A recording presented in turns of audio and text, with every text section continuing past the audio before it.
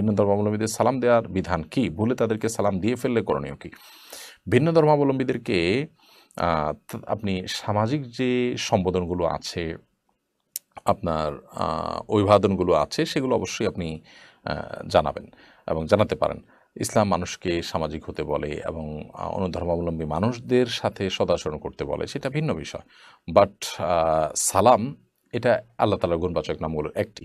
যে আল্লাহ থেকে বিশ্বাস করে না, তাকে আপনি সেই নাম দিয়ে অভিবাদন জানানোর তো যুক্তিও থাকতে পারে না। তাছাড়া তিনি অন্য ধর্মের যে অভিবাদন সেটি গ্রহণ করতে চাওয়ার কথা নয়।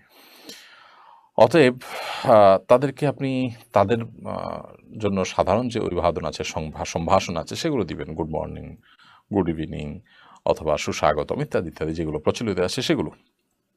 সালাম এটা একটা দ্বীনি পরিভাষা। আল্লাহ তাআলার সাথে ঈমানের সাথে সংশ্লিষ্ট বিষয়। যে আল্লাহর প্রতি ঈমান আনে না, তাকে তো আপনি সেটা বলে আসলে